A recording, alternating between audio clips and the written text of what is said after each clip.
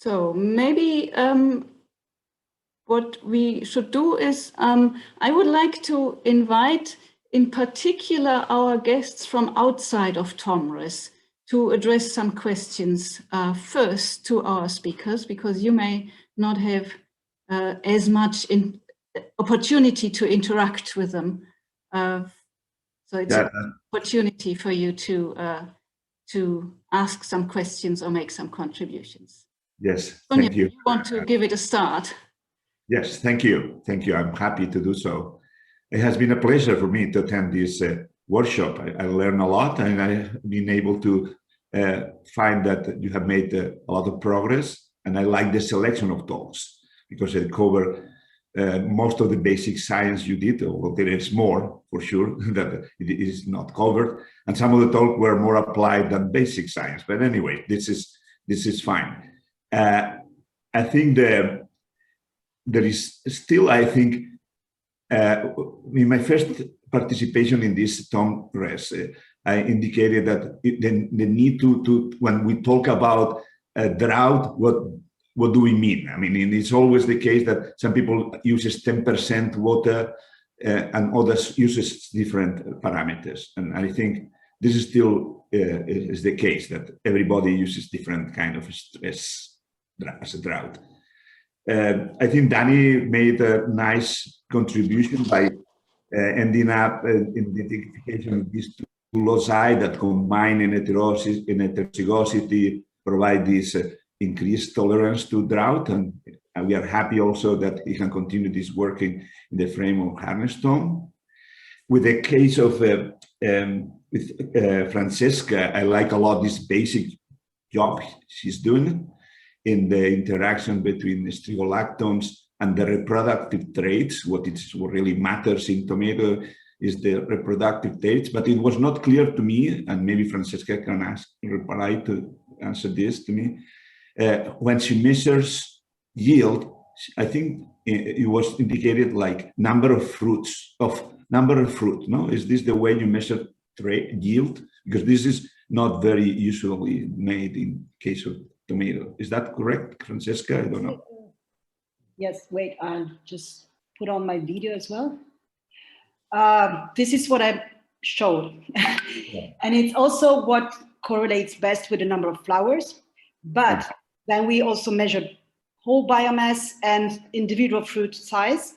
And what we see is that this effect on fruit with fruit number is partly compensated by smaller fruits. And also there's a difference when we go for dry weight or fresh weight, because it seems that when there's more strigolactones, then the fruits may be more watery. So these plants have more water available because they avoid, they're water savers in a sense. And there's a little bit less dry matter. So it might be because even though it's not significant, they have a slight depression in gas exchanges. And then this is in CO2 absorption. So it might be that they do have, allocate a bit less resources. I mean, dry matter to the fruits, but more water. This could be. We were going for all parameters, but now here I simplified a lot to what was not needing much comment because of the venue. Yes. Yeah, but have you looked at the fertility of the pollen, or these fruits produce enough seeds? Is this fertilization process affected? We didn't go into that. We had this strict correlation with the sheer number of flowers. They just don't flower as much.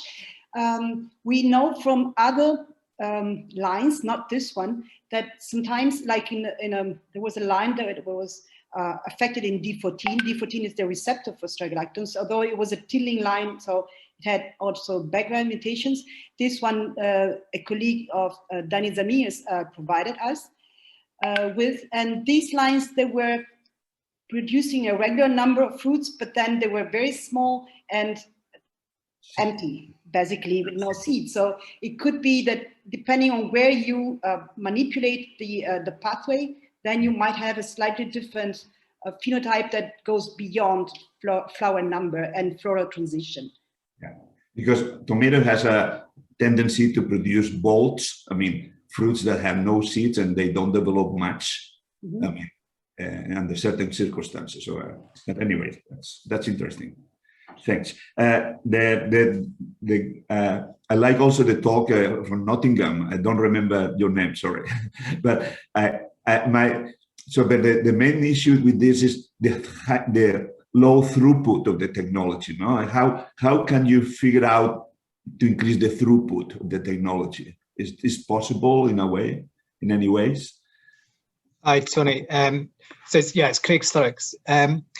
This is something it's a bit of a technology limit at the moment. So there is a sort of finite time that it takes to do a scan. The bit that we're trying to improve just now is the sort of the bottleneck between going from the scan images to actually getting the traits out at the end. This is something that we've been working with our computer scientist colleagues. So where it used to take maybe upwards of like a day to process just one root system, we can now do this within a couple of hours. So hopefully we can automate the process. So it's kind of ongoing work really on the sort of technology development that we're keen to kind of push forward really. So hopefully these bottlenecks can be sort of opened up so that the speed's much quicker. There's new CT technology getting developed all the time. So there's been some improvements on the detector panel so that even the scans can become a bit quicker, and it gives a bit more flexibility on being able to scan either more replicates or more treatment. So yeah, it's an evolving technology. It's still relatively young technology, I guess, as well.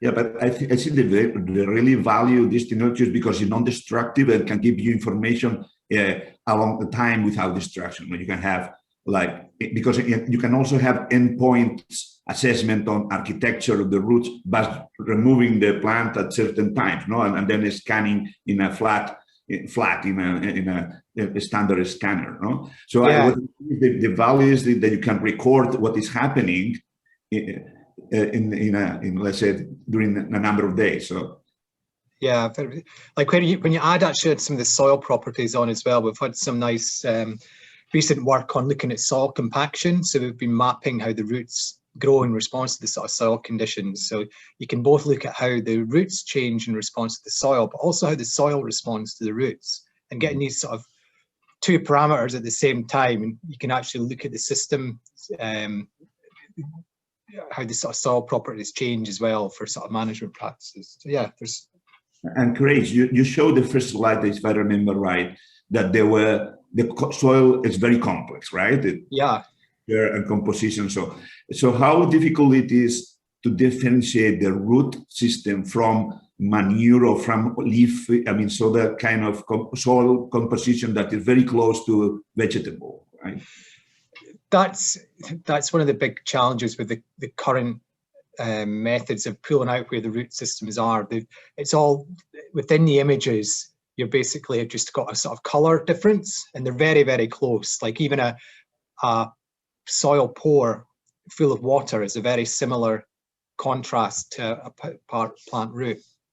So where things might move in the future is with using these sort of deep learning, artificial intelligence ways that can actually recognize the shape of the root as well. So you're kind of training this neural network, it can perhaps discriminate between where a kind of chunk of organic matter is and where the root is and make a better separation. I saw a question pop up in the chat there from Pete. He's asking about sort of two root systems discrimination in the same pot, and that's maybe this AI approach is maybe where that could be developed as well. So you'd perhaps be able to look at the global shape of one root structure compared to the other. It's very much kind of we need to do some more work in this area. Okay, thank you. I don't want to take the time for discussion for myself. I mean, but I only have one question for Matteo about these 13 lines that you selected. Are they enriched in the long cell life chain type of fruit of varieties, or they include also some others? Well, the selection that we performed, I mean, the method that we performed allow us to select different fruit categories. So we were able to select some long shell life genotypes, but also resilient genotypes that are not long shelf life, which are mainly processing or big size genotypes, because it will depend on the final use of that fruit interest to the farmer. Mm-hmm. No, but this 13, you said you have selected 13. Is that correct? But I'm wrong. Yeah.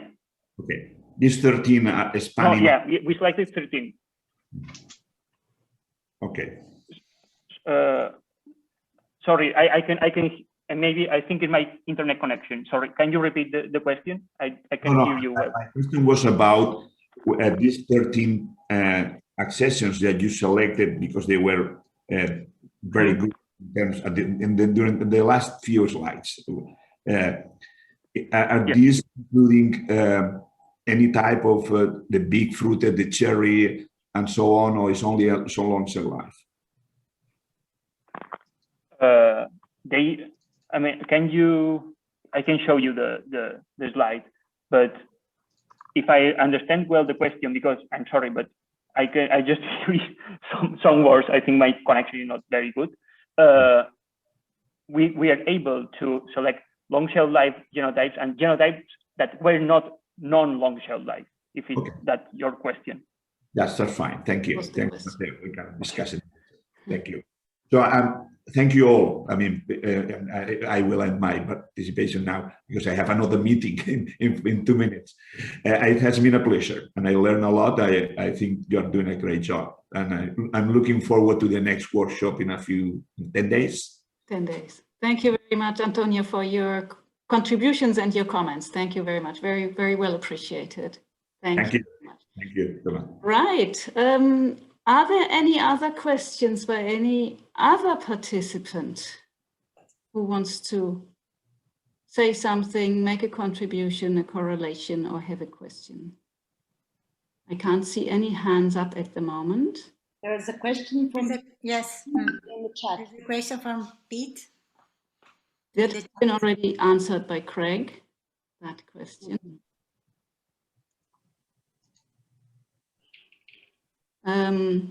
Simone, you had a question. You wanted to ask something.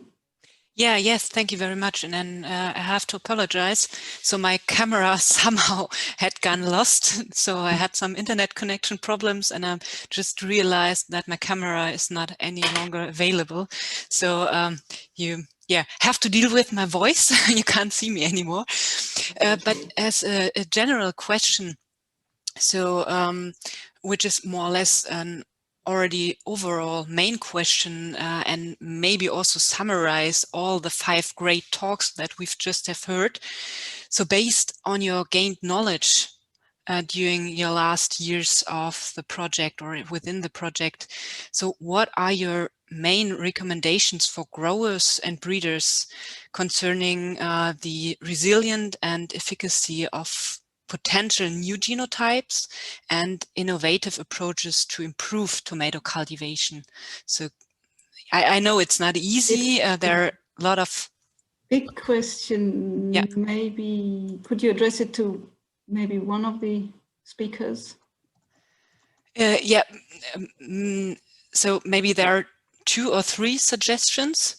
Francesca, you have been given the first talk, so concerning the strigolactones and the molecular signaling. So could you very shortly, I know it's really difficult, but summarize in 2 or 3 main highlights, what you would emphasize to improve or to look for in the breeding process? What I would emphasize is what in the end goes into some deliverables in work package 3 and 5. So I think this kind of translation from basic to applied is possibly a bit more the focus of the next workshop. So it will be easier to answer with data in the next workshop. But to summarize, I think we are proposing that strigolactone treatment might help flowering and reproduction, and this could be of interest beyond tomato.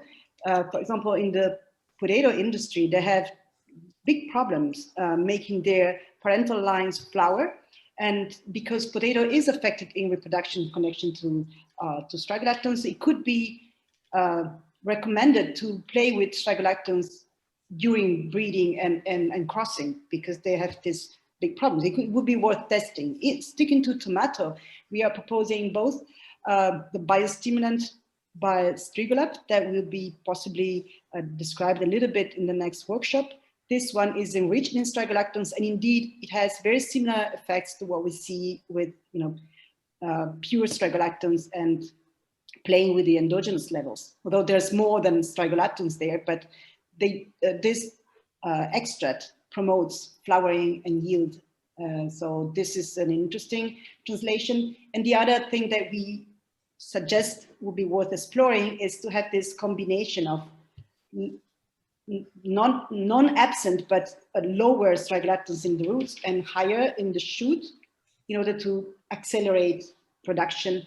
This is something we have seen, although of course that it could work, although of course there's this possible trade-offs with fruit size and other things that need to be adjusted. But this could be a suggestion for breeding and for management practices as well. Mm-hmm. Thank you very much. So, yeah, I could also ask the same question to Dani as a second presenter. So we could go through all the presenters if they would like to answer that question too. You'd have to remind me the question. So, okay, I'm sorry. Yeah, so the question was if you have some recommendation for growers and breeders based on your identification of genes responsive for drought and this fruit disease resilience. Yeah, the message is loud and clear that wild biodiversity is a powerful resource to combat drought. Mm-hmm. Okay, that's a very clear response. Thank you. Yeah. Simone, we have a question in the chat. Maybe of course. We'll address that one as it is pretty specific. Would you maybe just read it? Sorry. So the question is to Matteo from Francesco Resta, if I pronounce it correctly. On the base of your experience, which other parameter apart from yield could you consider for resilience factor evaluation in order to select resilient genotypes? Example given: plant dry weight, root dry weight, and so on. Okay, I hope you can hear me well, because I hear some coded words, but I hope you can hear me. So yeah, my answer is that it will depend on your interest.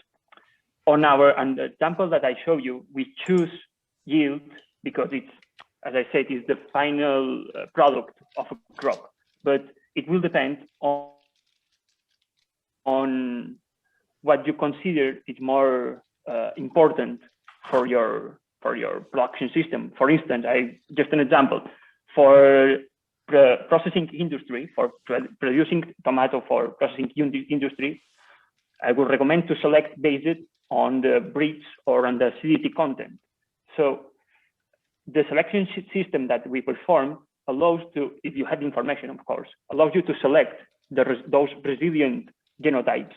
But based on my experience, and if considering a generic, let's say a generic grower, which has some diverse genotypes, aside of yield, maybe I could include other traits, as I don't know, maybe their increased water use efficiency, assessed as the leaf carbon azote composition, as I said before, or using other approaches which are more, let's say, easy to measure or which are quickly to measure. So you can easily detect, or easily, detect is the word, the most resilient are those genotypes that will not be more affected by the combined stress. So I don't know if I answered the question, but sounded clear to me. Thank you very much, Matteo. Do we have any further questions from the audience? Anybody else who would like to say something? Anna Keutgen, yeah, okay. Hello to everybody. Thank you very much for the different presentations and information. So I have the question at the first to Francesca. So is it possible to apply strigolactones as a, how can I say, suppletive agent or preventive? I know there were some problems to get enough concentrated extracts for such applications. Okay, I'm not sure. I think I missed a word. So as a supportive agent, and then you said? Just to apply from outside, not as a biostimulant by the production or synthesis by the plants, but just as an application, Yes, as an agent. This is what we've been doing in the greenhouse, just as a proof of concept, but also Strigolab. There's a small spin-off company that is developing a plant extract that is enriched in strigolactans. There's a lot of other things in this extract, but the principle is that at least this kind of extract with not minimal but reduced bureaucratic barriers could be brought to the market for application to the plants.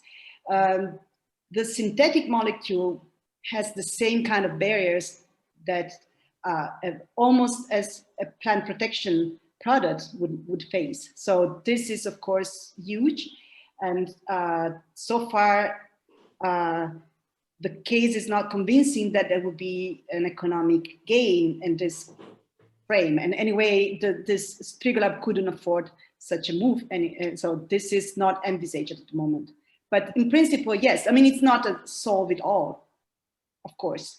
There's trade-offs, and when you start playing with hormones, you can always have trade-offs, as I said. But it is in the toolbox, I would say. We should think about it at least. And I have again another question, because you said strigolactones are derivatives of carotene. Is there any interaction between the quality of the fruit, so it means color, when we have a higher amount of strigolactones in the plant, that because it is a competitiveness or not? No, it's not competitive in the sense that, first of all, the main site of production is in the roots, and then it's just trace amounts. So the problems are rather that there's not enough to make it commercially viable as a plant-derived molecule. And the pool of carotenoids is just far exceeding the needs for strigolactin synthesis. This is really, doesn't seem to be an issue. Okay. But let me just add this. Some of the enzymes in the biosynthetic pathway have some regulation, differential regulation during fruit ripening. This has not been investigated at all, so we don't know what they could do during fruit ripening. What we can say is that fruit appearance is not very much different. When they fruit, then they're not different from the wild type, not much.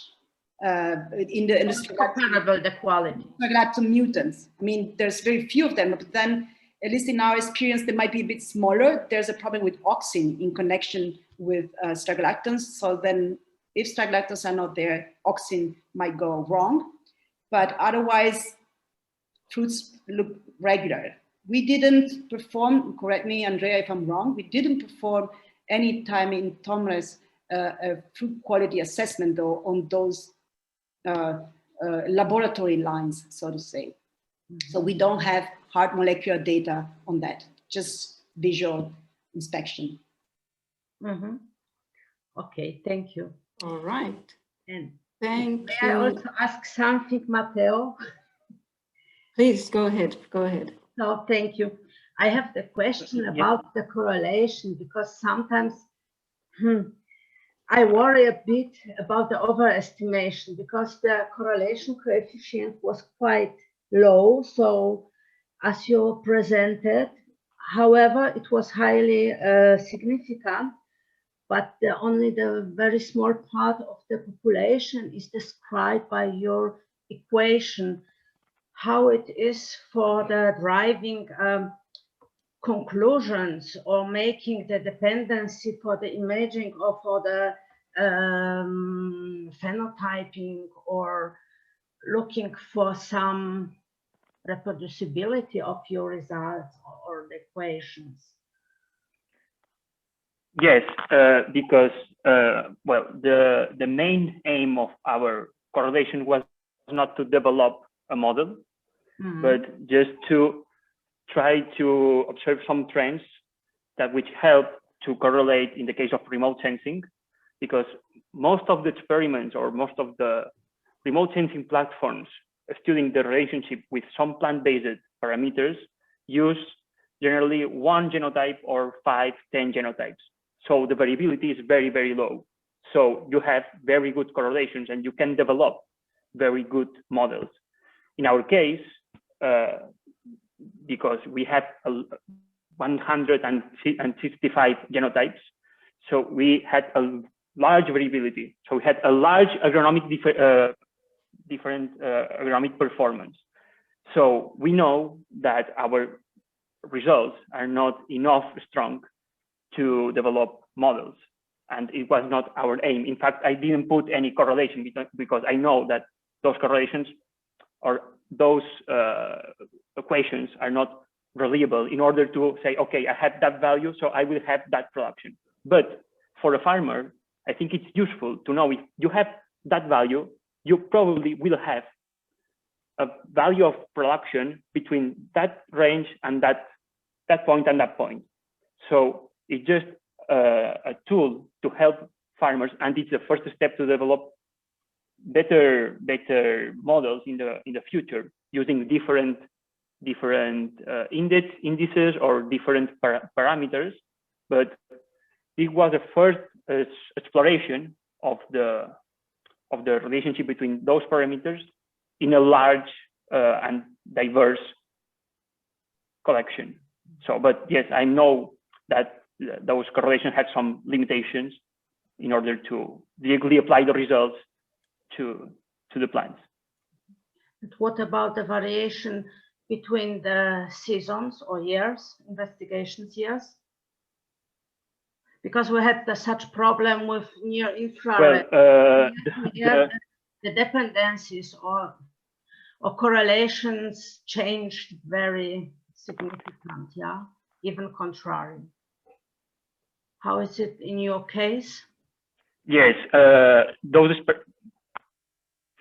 we only have experimental data of 1 year because we used the first big experiment of the TOMRES project, and it is enclosed in my PhD thesis. So I hope that in the future I can repeat this experiment using a different experimental design in order to confirm the experiment, the results. But the fact that of including such a large variability, of course, it will depend on the season and if that summer was more hot or more cloudy or more whatever. But I think that the fact of including such a large variability helps to overcome a little bit that inter-season variability. I think that it's a good point. But of course, repeat this experiment in different conditions and even under greenhouse conditions to include more different environments. I think that it's necessary to confirm not the models, as I said before, but the trends that we observe, of course. All right. Well, thank you very much. Very much, yeah.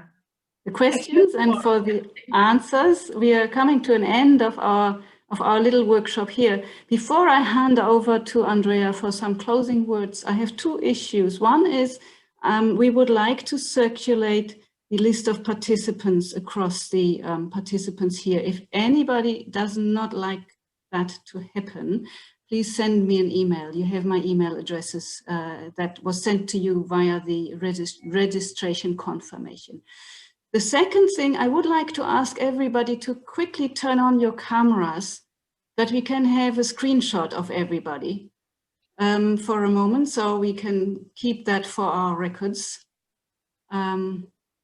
And after that, once we have done that, I shall hand over to Andrea for a final word of conclusion. Okay, we'll just wait for a moment until everybody who has a camera has turned it on. Not everybody has their camera. I'm sorry, it's a pity, but I can't do anything. Photoshop you in, Simone, that's okay. Thanks. Okay, it looks like we have a few people who cannot turn their cameras on. I shall just hit the button now. So I have to do 2 screenshots because it's on 2 screens. We have done the first one here. And I shall do, maybe Simone, you can do that as well. So in case my screenshots get lost. Okay. Thanks very much, everybody. And I hand over to you, Andrea, for some concluding words. Okay, thank you. So it was really nice to meet you in this webinar. The webinar formula has been quite appropriate for delivering some interesting information, I think, concerning the basic research which has been carried out and is being carried out in TOMRES. So, of course, thank you, Hannah, for organizing all that, and Simone, you were very successful. So it was, of course, a pleasure to meet so many friends from TOMRES. I see that while time goes on, we can see on computers that we are also a bit changing. For instance, I saw that the beard of Mikel is getting more longer and longer. But besides this, it is. Besides this, it was also very nice to see other scientists here, young scientists and scientists outside TOMRES. So this is very important in the strategy of dissemination of TOMRES results, and I'm sure this will contribute to well, forming networks and to application of our results. So I hope that you all will be present in the next webinar, which will be on March 15, and this will be related to the applied results of TOMRES, and we see there how these basic results are somehow translated into applied research. Well, saying this, I wish to thank you all, and I look forward, of course, to meet you again in online, and hopefully also sometimes in person. And okay, so I think we can close here. Thank you very much, and bye-bye. See you all soon. Thank you very much. Bye-bye, everybody. Thank you. Bye-bye. Wish you all a nice afternoon and great weekend. Same to you all. Thank you. Bye-bye. Thank you again for